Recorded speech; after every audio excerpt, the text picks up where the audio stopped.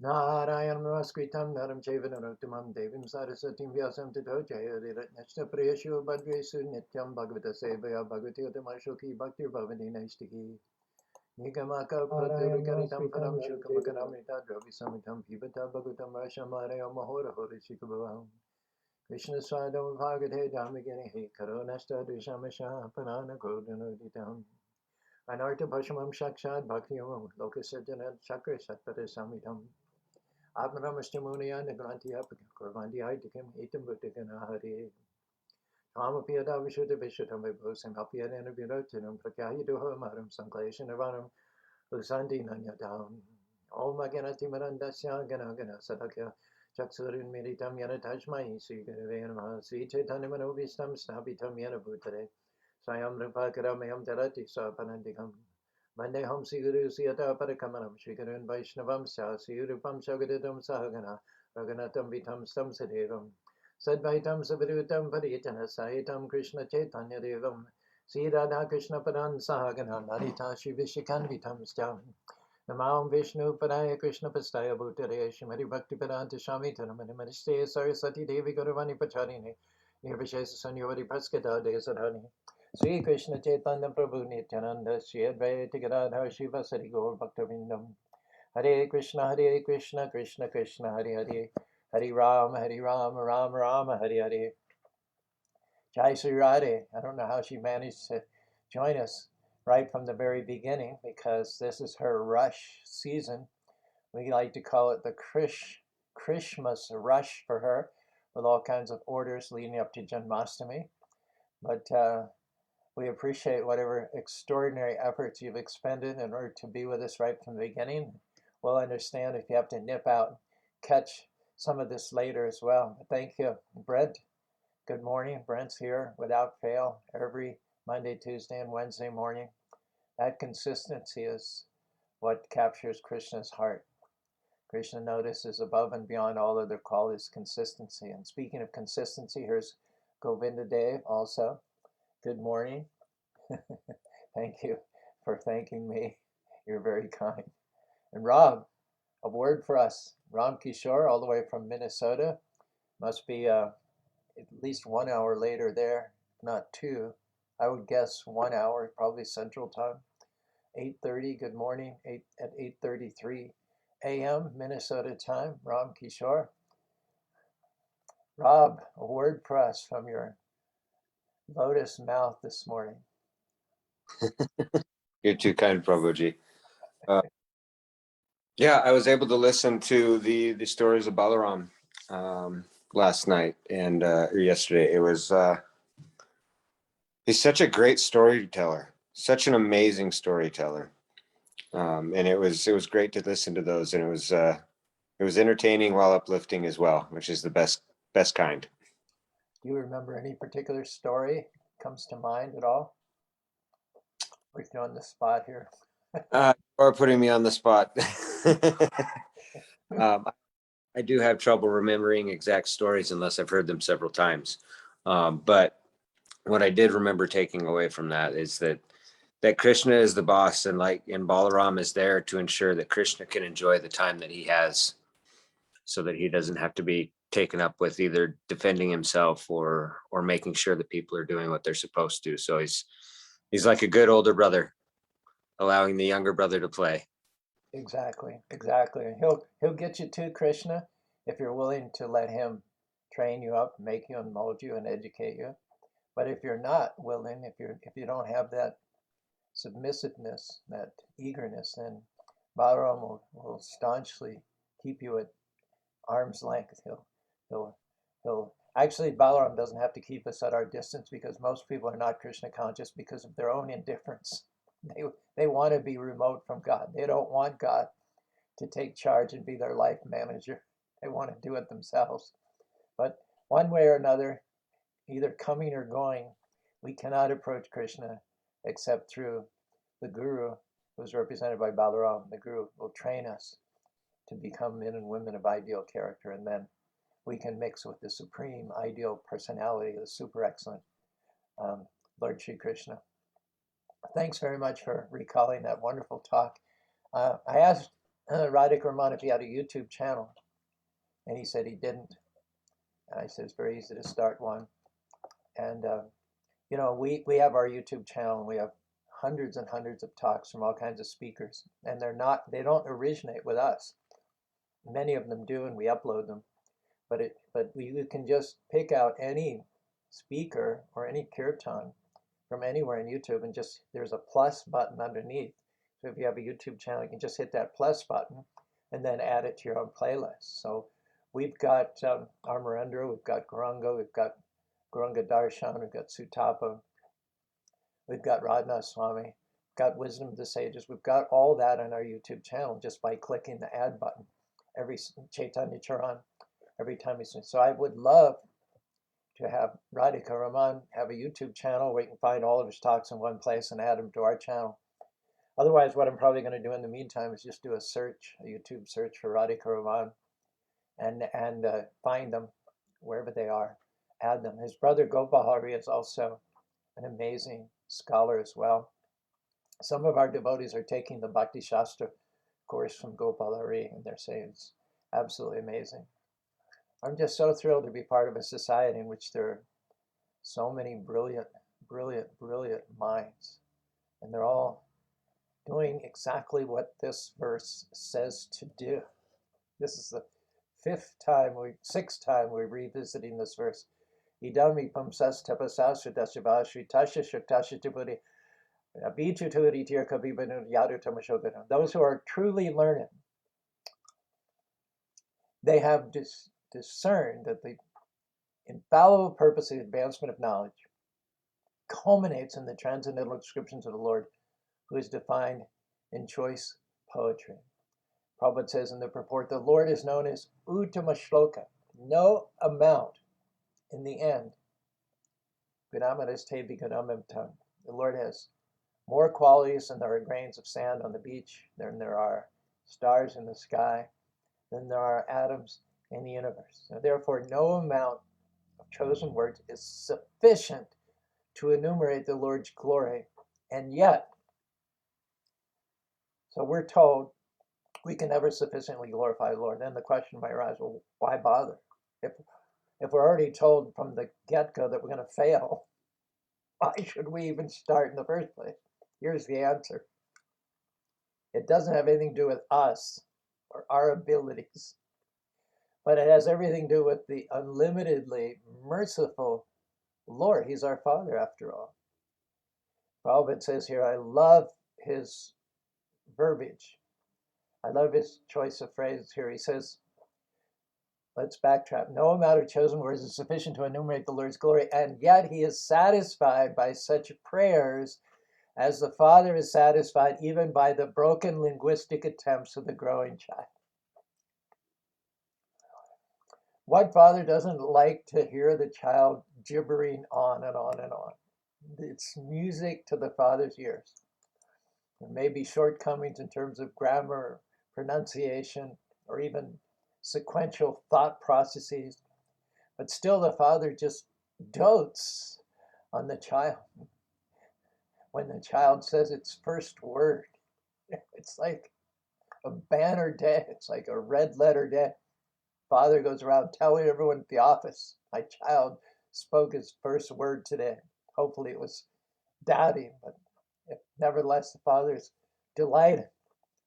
So if we simply make the effort, doesn't matter if it's grammatically perfect, it's got to be an offering of devotion. It's got to come from the heart, and that's what makes it Uttama Shloka. Two sets of the most impressive, elaborate, well-written poetry and prose dedicated to glorying the Lord come from the 5-year-old Dhruva and the 5-year-old Prahlad Maharaj. Both have glorified, the quotes from Dhruva and the quotes from Prahlad Maharaj are just the highest level of Sanskrit literacy. And yet they're coming from 5-year-old boys. So what abilities does a 5-year-old have to be ranked amongst poets like Shakespeare, John Donne, Alexander Pope, William Wordsworth? How does that happen? That they are ranked amongst the greatest theological, religious, spiritual poets of the classical tradition? And the answer is, and in both cases, the Lord touched them. They were stammering. They were awkward. They were embarrassed. They were tongue-tied. But in both cases, the Lord touched them, sparsha. And by the sparsha, the touch of the Lord, Yaimam Prashuptam Imam Vija Sakadam Yadashadamna Anyam Chahasta Charada Sharamaditim Pranam Nama Bhagavate Purushaya Tubhyam. When the Lord touched the head of Dhruva Maharaj, Yaimam Prashuptam Imam Prashuptam Sadivayati Akada Shakta Shwadamnaha. Dhruva said that it was as if he awoken up from a deep sleep. When he got touched and his senses became enlivened, sense of taste and touch and smell and sight and hearing. It was as if they had been asleep. And when the Lord touched him, it galvanized, it awakened, it electrified all of his senses, including, of course, his sense of speech. And then this 5-year-old boy who just a few seconds ago had been tongue-tied started speaking the most beautiful poetry that we have in the Sanskrit language. And same thing for Lord Maharaj. Shringadev was roaring in anger after having dispatched Hiranyakashipu. The whole universe was intimidated by the force of the roars of Shringadev. Everybody was like they were in a strong wind blowing against them. But in all of that, Shringadev bent down and touched the head of Prahlad Maharaj. Then Prahlad, Aham tu akamastam chakta cham, Payana deva muniya shravakti kamamonam charati vigana. So many beautiful words just flowing like rivers from the mouth of Prahlad Maharaj. And so what we have here basically is we have no power to glorify the Lord. In the case of Dhruva and Prahlad, it is the Lord glorifying himself, using his devotees, his willing devotees as puppets. The Lord is external and the Lord is also internal. If we allow it, if we open up our hearts, Hare Krishna, Krishna Krishna, Hare Hare, Hare Rama, Rama Rama, Hare Hare. We allow the Lord from within the heart to glorify the Lord outside of our heart. It's really very simple. It's just a matter of letting go. Just a matter of resigning as God and allowing God to be God and allowing him to flow from within you, through you, and to his manifestations as well as outside of you as well. Tesham satata yaktiram bhajatam vidadami buddhi yogam tam yenamam. To those who are engaged without interruption, without deviation, without selfish motivations, in my loving priti bhajatam, in my loving devotional service to dami buddhi yogam, I give them the intelligence by which they can come to me. All we have to do is be open. That's our job. Not to be great poets or philosophers or scientists. But those are great poets, philosophers, and scientists who open themselves up to the inspiration of God. And in fact, how does one win a Nobel Prize? How does one rise to the top of one's field, if not through exercising the brain power, the talents and abilities that God gave? So whether you're directing your glorification, your chosen words to the source of your talents and abilities, or whether you're shunting all that off to the side to get name and fame and acclaim for yourself, it is always a case of the Lord internally and the Lord externally. It's the only question is, are you going to use what comes your way properly to reconnect to the Lord in yajna, in sacrifice? Sacrifice means to make whatever you do sacred. So are you going to make your career, your vocation, your talents, your engineering, your artistry, your mechanical ability, your people skills, your empathy, are you going to all just prostitute that for your own temporary bodily so-called advancement, or are you going to properly use it in the service of He to whom it all belongs and from whom it comes in the first place? Evam parvartitam chakram nanavatya agamoramana mogam partam sija. Aga means sins. So those who take God's abilities and gifts and talents and claim them as if they were their own, as if they were self-made, they accrue aga, they accrue sin. Those who simultaneously work. They work just like the materialists, but without self-centered motives, without selfishness. The same work which binds the egotistical, fruitive worker, the same work liberates the devotee because he offers the results of all that work onto the altar of Krishna, to the lotus feet of Krishna. And Krishna, being pleased by the recognition, by the devotion, the punctuality, the intelligence of the devotee's offerings, blesses the devotee with more talents, more abilities, more creativity, more insight, more opulence, more joy, more peace. So there begins to be a competition between the Lord and the devotee. The more the devotee gives to the Lord, the more the Lord gives to the devotee. Now that's certainly an arrangement that's solidly in our favor. We give what God gave to us in the first place, we offered back to him. And then he, the reservoir of all qualities, the Lord of millions of universes, the richest, the most intelligent, then he tries to outdo us. He one-ups. He tries to give us back more than what we give him. And he's unlimited. And his offenses are eternal. The gifts, talents, and abilities of the materialists last for a few years, but once the Lord sees that they're not being dovetailed in his service, why should he continue to bless that person?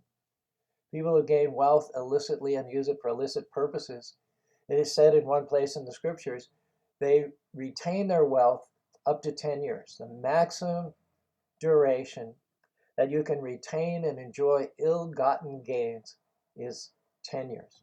And after that, it's taken away from you. But the opulences of the devotees, insofar as they're dedicated to Krishna, are eternal. There's no cessation. Chintamani Pakara Sadmishu Kapa Viksha Lakshapitu Sura Via Balyantam Lakshmi Saha Sad Brahma Sevya Manam Govina Maripurusham Tamaham Bijami. That's why Krishna entrusts this knowledge, this culture of devotional service, turning everything back to Krishna. He originally entrusts it with the kings and the leaders of mankind, calculating correctly that whatever actions are done by a great man or whatever standards he sets, all the world pursues. Yajaracharatistresas tadtara sayat pramanam kurute lokastana vartate. That's why he says that imam vivashate yogam proktavamahavya. In the beginning of creation, I spoke the science of yoga, of yoking or linking to God in consecrated devotional service to Vivashan, the king of the sun planet. Imam Vivashan Vivashan Manave Manu Ikshakti, and Vivashan passed it down to Manu, and Manu passed it down to Ikshvaku. In this way, it was passed down through the ages, through the agency of the kings in disciplic succession. The whole key is that Krishna himself is the king of all kings. And who is a king? Who is a learned man? Who is a scientist? Who is a philosopher? Who has a constituency? Who has exceptional qualities? And by those exceptional qualities is placed in a position of leadership, someone to whom others look up. It is the most sacred and most impending duty upon all those who are a cut above, whether it be in intelligence or energy or leadership or abilities. It is incumbent upon them to set an example of worshiping the Lord. The kings worship the King of all kings, and common men are going to just do whatever their leaders do. Therefore, in this way, everybody becomes swept up in devotional service. A good example of this is King Prataparuddha. 500 years ago, Lord Chaitanya Mahaprabhu was living for the last 24 years of his life in Orissa, in the town of Jagannath Puri, where there's a beautiful ancient temple there of Lord Krishna. And although he was the king of the land and entitled to be served by every man, woman, and child in the land, he himself, everybody's serving the king, everyone's directed on the king, the most common subject matter of gossip the land is probably the king. What did the king do today? What did the king say? What did the king eat? What is the king thinking? I'm sure everybody's focused on the king. So here's the king, who's in the spotlight every day, all day. And what is he doing? He's sweeping the temple of the Lord. He's bowing down before Lord Jagannath. He's sponsoring prasadam for the pilgrims that come. He sweeps the road before the Lord during Rath Yatra. And Prabhupada says he was a greatly powerful king, very busy with state responsibilities, and yet he never missed a chance to do menial service to Lord Jagannath in the temple. And it is Maharaj Prataparudra's subordination to the Jagannath deity in Puri that made him such a powerful king that he was practically the only Hindu king for hundreds of years who was never defeated by the Muslims. That's power. The Muslims had vast hordes. They overran India. They inundated the vast majority of the Hindu states, violated the sovereignty of the Hindu kings, but they ran up against a wall when they came to Orissa. Maharaj Prataparuda was so firmly fixed in service to the Lord, and his citizens were so cohesively supportive and backing Maharaj Paruta that there wasn't any wedge through which the Muslims could insert themselves. And during his lifetime, Orissa was never overrun by the Muslims. So it is considered to be materialistic endeavor, materialistic lifestyle. It is considered to be impure as long as our senses are engaged in sense gratification. And what we need is enlightened leadership to point out and to illuminate the upward path. The poet said, "Tell me not in mournful numbers, life is but an empty dream. For the soul is dead that slumbers, and things are not what they seem. Life is real, life is earnest, and the grave is not its goal. Dust thou art, to dust returnest, was not spoken of the soul. Not enjoyment and not sorrow is our destined end or way, but that acted each tomorrow find us further than today. Trust no future, however pleasant, let the dead past bury the dead. Act in a living present, heart within, and God overhead. Art is long, time is fleeting, and our hearts, though stout and brave, still like muffled drums are beating funeral marches to the grave. In the world's broad field of battle, in the bivouac of life, be not like driven cattle, be a hero in the strife. The lives of great men, here's my point, all remind us, like Prataparudra, Dhruva Maharaj, Prahlad Maharaj, the lives of great men all remind us we can make our lives sublime and departing leave behind us footprints in the sands of time, footprints that perhaps another, sailing over life's solemn main, a forlorn and shipwrecked brother seen shall take heart again. Let us then be up and doing with a heart for any fate, still achieving, still pursuing, learn to labor and to wait." So let me ask you, if you just heard those verses, is there anything passive about it? Isn't it a call to arms in the world's broad field of battle in the Bible? Be not like driven cattle, be a hero in the strife. Are we called to kind of roll over, be passive, meditate, take ourselves out of the game? God is a sentient being. Art is long, time is fleeting, our hearts so stout and brave, still like muffled drums are beating funeral marches to the grave. There's a time limit. There's an expiration date. What are you going to do with the duration of your life which is left to you? How are you going to use it to honor God? That is the purpose for which we are created. That is the purpose for which we are given gifts and talents and abilities. We have senses, and we need to use those senses in the service of the master of senses. Rishikesha Rishiketam Sevanam Uchate. We become completely purified by engaging the senses in the service of the Lord. If you recall, the Bhagavad Gita is a conversation between Arjuna, who is an individual sentient being, and Krishna is another individual sentient being. They're both sentient. They have that quality in common. What is the difference between them is that the Lord is the supreme, eternal, living being, Nitya, Nityanam, Chaitanya, Ekyo Bada. He is the one who guides, illuminates, supports, directs, and takes us to where we're meant to be. And we are the plural, dependent living beings. And we need to key upon our leaders. Our leaders need to reflect the glories of God, to represent God, so that as a collective whole, we march home, back to home, back to God. And that's the reason between government. That's the reason for leadership and for people who are above the norm, who stand head and shoulders above the crowd. So Krishna is keen on Arjuna, who is a king, who is the greatest warrior of the day, known throughout, in fact, the three worlds as a champion of righteousness, and with full logic and argument, and with full sensual power, Krishna is explaining the 700 verses, the intricacies of action and inaction, yoga, viyoga, karma, akarma, vikarma, time, action. He's explaining all this in elaborate detail to Arjuna, and Arjuna is receiving it. Arjuna is ingesting it and embedding it.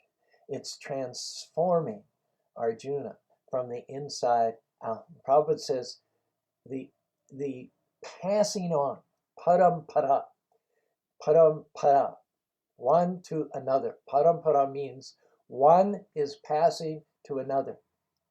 He says spiritual understanding is nothing. One notorious guru in India claimed to have imparted all of his knowledge into his disciple.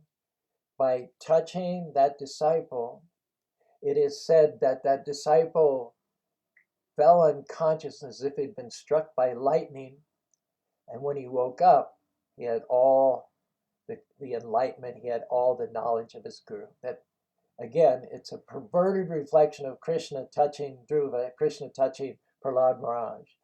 Because Krishna is the supreme personality of Godhead, and after they were touched, they spoke great detailed knowledge about the ins and outs of devotional poetry. This guru, without any training, without any extended conversations, without the gradual systematic passing down of knowledge which he would have received from his guru, without any of that required bona fides, his guru is supposed to have touched the disciple. The disciple passed out, and when the disciple woke up, the disciple was enlightened. Prabhupada said spiritual understanding is nothing like an electrical charge from master to disciple, as foolishly claimed by some propaganda mongers. Whoa, pretty strong words from Prabhupada. But have you ever heard anybody say, I paid $100, I went for 5 minutes, someone did something to me, put their fingers in my ears, pressed my eyes, and I saw stars, and I got enlightenment, I got diksha.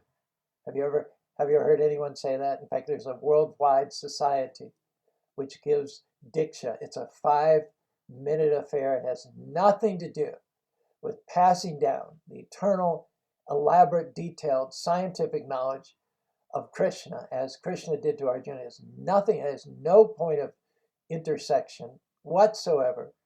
Just 5 minutes in and out, pay your money, and now you are qualified in your turn to give enlightenment, to give diksha. Can we respectfully and humbly say, nonsense? Our tradition started by Vyasadeva. These are his words. Idam hi pumsas tapasa shutashiva shutasha shutasha tabu avidyatoritya kavibir. Kavibir, those who are truly learned. They don't have anything to do with these mystical electrical charge, 5 minutes in and out business of the propaganda mongers. They're prepared to sit down. Lord Chaitanya Mahaprabhu was Krishna himself. And he sat down for a week with Rupa Goswami. He sat down for a week with Sanatana Goswami. And he explained everything elaborately. And based on the seeds that Lord Chaitanya planted, Rupa Goswami, Sanatana Goswami, and the other wrote hundreds and hundreds of books, spinning out the nectar, the unlimited nectar of Krishna consciousness. So everything about Bhakti Yoga, Krishna consciousness, is full of sense and logic. And the exchange of views between the spiritual master and disciple is possible only when the spiritual master is truly learning and the disciple is submissive, inquisitive, and is willing to render service to the spiritual master in order to please his mentor, his teacher. It is said in the Chaitanya Charitamrita, Sri Krishna Chaitanya Dai Kara Vichara Vichara Karire Chite Pabe Chamatkara. Pabe Chamatkara means astonishment. One is like struck with wonder. Sri Krishna Chaitanya Daya Karaha Vichara. This science of Krishna consciousness. If you put your logic, we're not saying put away your logic and reasoning. That's not what we're saying. Just let me touch you and give you an electrical charge, or you pay $100 and we push your eyes and you become an enlightened guru. We're not saying take away your logic and reasoning as the propaganda mongers are saying. We're saying bring your logic and reasoning. Bring all your logic, all your reasoning, all your science, all your learning, and study seriously the process of Sri Chaitanya Mahaprabhu. And we predict that you will be astounded. From point of view of logic and views, be astounded. God is, by definition, Achinta Karo Bhavana Tamstar Kena Yojya. He's beyond logic and reasonings. So logic and reasonings are insufficient tools to encompass the Supreme Lord, who is beyond logic and argument. Logic and argument, Prabhupada says, are very poor in terms of spiritual strength and always imperfect when applied to spiritual understanding. For the most part, people fall short of recognizing the transcendent nature of bhakti, and falling short of that ultimate goal, they engage themselves in humanitarian activities on the basis of the material body. Krishna warns us in the very beginning of the Bhagavad Gita, the 18 chapters, right after the scene is set and all the main characters are described in the first chapter. And when we begin to get into the philosophy in the second chapter, right in the 18th verse, Krishna warns about humanitarian bodily based activities. Antavant ime kala nitya sokta saririna. He reminds Arjuna, and through Arjuna, all of us, that the material body is subject to destruction. If you want to engage in welfare work, which is going to have a lasting benefit, an imperishable benefit, then concentrate not on the body, but in the spiritual soul. Now, the philanthropic activities of Chaitanya Mahaprabhu are performed in connection with the spirit soul. Jiva Rupa Shrai Nitya Krishna Das Krishna Tatasta Shakti Beda Beda Prakas. He identifies who we are. Jiva Shvarupa Hai. We are spiritual beings. We have form. We're not formless. We have senses. We're not insentient. We're sentient. We have form. So Jiva Shvarupa Nitya Krishna Das. We are, as a result of all of the aforegoing, we are eternal, Nitya, but as spiritual beings, we're not Krishna, we're Krishna Das. Jiva Shvarupa Nitya, we are the eternal servants of Krishna, Krishna Tatasta Shakti, but right now we're in a marginal position. We're out of our natural position in the spiritual world, like a ember which has been ejected and thrown a distance from the fire. We're now not in the internal energy of the Lord, but we've some or other fallen into the material energy of the Lord, and that's put us in a tatashta position, beta beta prakash. Now the Lord himself is the transcendental autocrat of the spiritual world. His home is Goloka Vrindavan. He never leaves Goloka Vrindavan. He's millions and millions and millions and millions of miles away from us in terms of physical light years. And at the same time, he is non-different from this creation, both spiritual and material. Even the material creation, although it is temporary, and it is described as the andaba here, the external energy of the Lord, it nevertheless has the same origin as the spiritual energy. It is nevertheless divine. And so Krishna is at the same time apart from and non-different from this material energy. Therefore, the conclusion is that we as spiritual beings can use the material energies of the Lord to glorify Him. That this body, though it is temporary and though it is material, can yield us permanent benefits. Prahlad Maharaj says, Komara Machira Pragna Dharma Bhagana Durabhama Misha Tadapiyadrubma. Though this body is made of the same temporal, perishable chemicals and elements as the bodies of the animals, the cats and dogs, nevertheless, the human body, made in the image of God, is a unique opportunity to realize God, to serve God, to solve all the problems of human life and go back to home, back to God. And any other activity is a waste of time. In the 6th canto, 25th verse, 18th chapter, Prashant's there. I'm not sure if he's there. Let me just scroll up here. And Prashant's not aboard this morning, not yet. Oh, yes, he is. He just checked in. Here you are, Prashant. 25th verse, 18th chapter, 6th canto of the Srimad Bhagavatam. Shrimi, I think this is Prithu Maharaj speaking. Krimi vid bhashasanga yashe sabhita buddha drik kakritesham kim bero niryatana. Says Krimi vid bhashma. When it's dead, the bodies of all the rulers known as kings and great leaders, Krimi vid yashe sabhita buddha drik, will be transformed into worms, stool, or ashes. Worms if you're buried, stool if the body is cast off into a jungle trail and eaten by scavengers, and ashes if the body is cremated. Those are the 3 destinations of this material body, for which the godless people are willing to commit crimes in order to maintain and promote this body, which in the end will be worms, stool, or ashes. So it says here,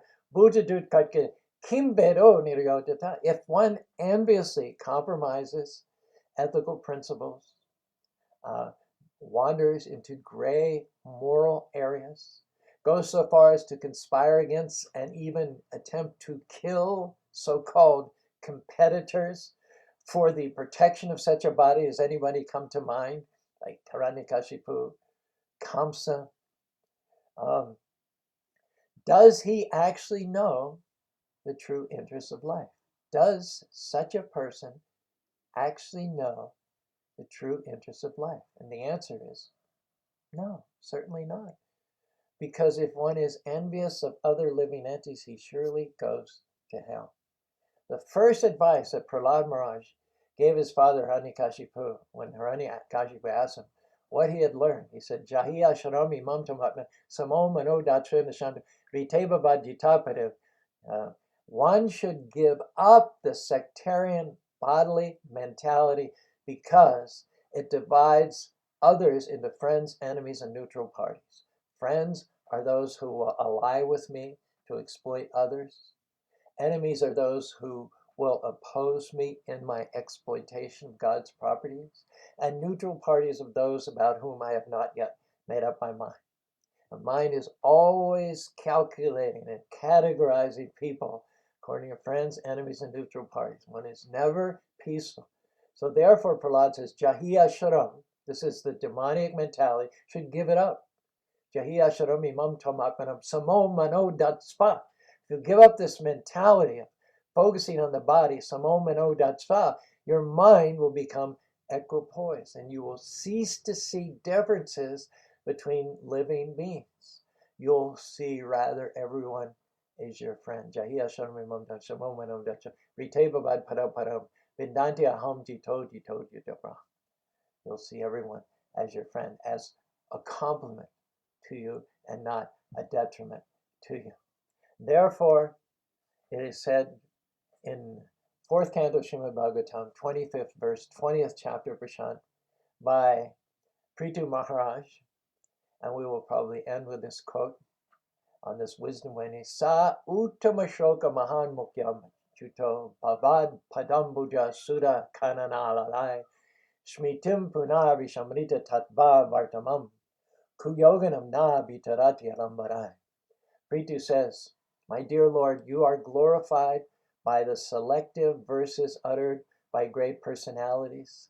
Such glorification of your lotus feet is just like saffron particles. When the transcendental vibration from the mouths of great devotees carries the aroma of saffron dust from your lotus feet, the forgetful living entity gradually remembers his relationship with you.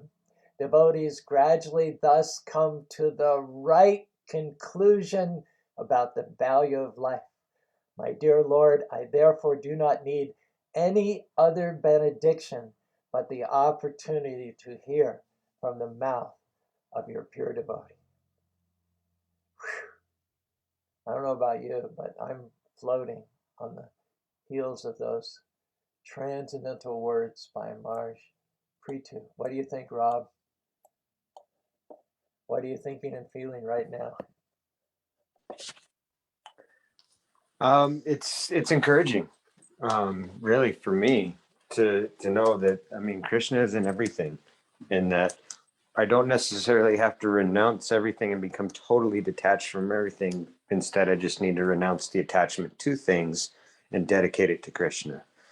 I can still live my life. I can still do the things that I do. I just need to do it in Krishna consciousness so that it's in devotional service to him. And everything's coming from Krishna. Everything exists originally in Krishna, and so we don't so much have to cultivate ourselves and build ourselves up. We don't have to think of ourselves as self-made men and women, but we just have to be open to the guidance, the encouragement, the insights, the creativity that Krishna already has in store for us from within the heart. We don't have to do so much, but we just have to have our hearts in the right place. And Krishna blesses those who honor him.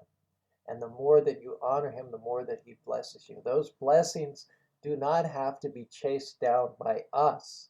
But when we're chasing Krishna with sincerity and heartfeltedness, the blessings are coming right behind us.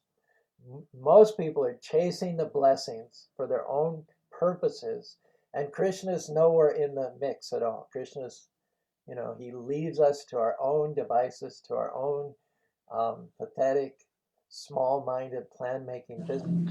But when we chase Krishna, then those blessings are chasing us. And we don't have to make any separate endeavor to decorate ourselves with beautiful qualities. Just by having been touched on the head, Dhruva Maharaj, the 5-year-old boy, Prahlad Maharaj, the 5-year-old, began to wax eloquently with great poetry. And so in the same way, we just pray, like Kunti prays, Lord, let me conduct myself in such a way, let me be a servant of the servant of the servant of your devotees in such a way that some or other my offerings bring a smile on your face. Or maybe the one I'm serving and the one they're serving, the one serving, the one serving, the one serving, the one serving, somewhere up there, somebody does some service that Krishna smiles. But because I get the download, that smile, that satisfaction alert is going to make its way all the way down to me. So let me be firmly attached to the lotus feet of my spiritual master, and so on and so on and so forth. That's the secret of success. Thank you. See what comments we have here. Thanks, Rob, as always. Jai Radhe Sri, apparently she's been here the whole time. She'll have to go double time the rest of the day to get her orders out for Janmashtami from her store there in Florida. Says Prabhupada says, reject everything that is not necessary for devotional service and accept everything necessary. That is real accepting and rejecting. Vipin Shah, thanks for joining us. Rakesh Ji, Prashant, of course. Yadu Tamashoka Mahamukha Chuto Bavad Padambuja Sudha Kananana Shmitim Punad Vishamrita Tattva Martani. Kuyoginam Navidatilam. That's the beautiful, beautiful phrase that we ended with. Verse from Maharaj Prithu. Seriously, only 8 likes. What is wrong with people putting a like and spreading? Yeah, I agree. It doesn't take much to hit the like button. So please, if there's anything at all, any redeeming quality in our talks, support by hitting the like button if you don't mind. Prashant, and we're going to see who hit the like button just in a second here when we finish scrolling up to the top. Guru Charan Singh from Delhi, soon hopefully to join us in Salt Lake City. Shukshma, glories to his humble devotees. Vaibhavi, I know she has a busy day, but she found time. We have a tour group of 50 students, Mormon students, are going to eat dinner this evening and tour the farm and do a question and answer. That was arranged by Prashant of Salt Lake City based on his contacts in the Western community. So we're going to do a lot of cooking today. I have to go out around noon and put up some more posters for the Festival of Colors. We met with the police yesterday and got the great news that from 2019 they bumped their fees up almost 30% from $12,000 to $20,000. So we got the great news that we have to sell at $5 each. We have to sell 5,000 tickets before the police are satisfied financially. Just another test that Krishna throws in our way. Govinda Dev is privy to all that information. He's the one that we unburden ourselves to, whose shoulder that we cry on. But he's a pillar. He can absorb it all and still have a smile on his face. So we're appreciative to him for that. Brent, good morning. And let's see if I can get to where is the button for the likes? Oh yeah, 13 likes. Well, we're up from 9. Isn't that good, Jai Sirati? Govinda, the person who hit like button is Govinda Dev, Brent, Prashant, Jayashri, Rakesh, Richard Bandinath, Bipin Shah, Haribo Bitten, Sabita, Victoria, Moreland, Ram Kishore, Marsha Pilgrim, and Jean Eskin. So thank all 13 of you for hitting the like button, and thank the rest of you for being with us on this Wisdom Wednesday. There's a lot more to say about this verse, so expect us to continue on Monday, Motivational Monday. Next, in fact, that's a good question. That will be Janmashtami itself. So we will either talk altogether differently about the significance of Krishna's appearance day, or we'll take this verse and look at it from the point of view of what light it sheds on the holy appearance day of the Lord. In any case, have a great day. We're in the holiest part of the year, in the days counting down to Janmashtami. We're going to celebrate that here in Spanish Fork on Sunday from 5 till about 8 o'clock. And then the actual day is Monday. We'll have the full celebration in Salt Lake City beginning from 7 o'clock in the evening, going till 1 o'clock in the morning. So until then, Hare Krishna, Hare Krishna, Krishna Krishna, Hare Hare, Hare Rama, Rama Rama.